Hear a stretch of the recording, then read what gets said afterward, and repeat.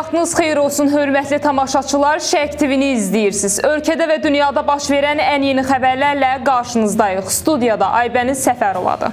Xarici İşlər Naziri Ceyhun Bayramov Azərbaycanda səfərdə olan NATO nümayəndə heyətini qəbul edib. Bu barədə Xarici İşlər Nazirliyi məlumat yayıb. Görüşdə Azərbaycan-NATO əməkdaşlığı, regional və beynəlxalq təhlükəsizlik, eləcə də Azərbaycan-Ermənistan sülh prosesi müzakirə olunub. Ceyhun Bayramov post-münaqişə dövründə bölgədəki təhlükəsizlik vəziyyəti, Vaşinqton samiti çərçivəsində əldə olunmuş razılaşmalar barədə səfirləri məlumatlandırıb. Bununla yanaşı bölgədəki mina təhdidi diqqətə çatdırılıb. Görüş zamanı həmçinin qarşılıqlı maraq doğuran digər məsələlər ətrafında da müzakirələr aparılıb.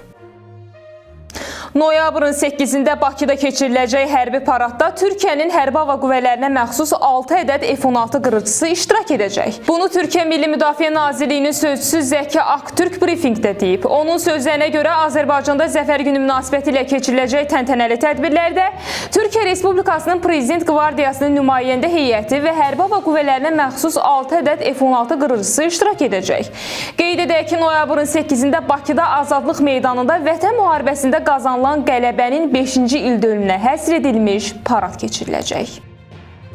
Bakının mərkəzində qətl hadisəsi baş verib. İnsident dünən gecə saatlarında Nizami küçəsində qeydə alınıb. 2006-cı il təvəllüdlü Yasin İbadov kəsici deşici alətlə xəsarət yetirilərək öldürülüb. Hadisəni törətməkdə şübhəli bilinən gəncin əmsi 1987-ci il təvəllüdlü Babək İbadov saxlanılıb. Onun əvvəllər məhkum edildiyi və qətli öncədən planlaşdırdığı məlum olub. Faktla bağlı Nəsimi rayon prokurorluğunda araşdırma aparılır.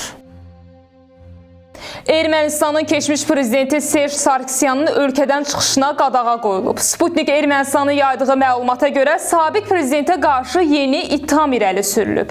Bildirilir ki, Korrupsiyaya qarşı mübarizə komitəsi 2019-cu ildə baş vermiş hadisəyə görə ölkənin 3-cü prezidentinin Ermənistanı tərk etməsini məhdudlaşdırıb. Tərəfdarları iddia edir ki, bu qərar məhkəmənin Sarkisyanın ölkədən çıxışına qadağa qoymaq üçün prokurorluğun vəsatətini təmin etməməsi ilə bağlıdır. Noyabrın 7-sinə gözlənilən hava şəraiti açıqlanıb. Milli Hidrometeorologiya Xidmətindən verilən məlumata görə Bakıda və Abşeron yarımadasında hava şəraitinin dəyişkən buludlu olacağı, arabir tutulacağı, əsasən yağmursuz keçəcəyi gözlənilir. Havanın temperaturu gecə 9-13, gündüz 17-20 dərəcə isti olacaq. Rayonlarda isə hava şəraitinin əsasən yağmursuz keçəcəyi gözlənilir. Lakin bəzi yerlərdə arabir duman olacaq.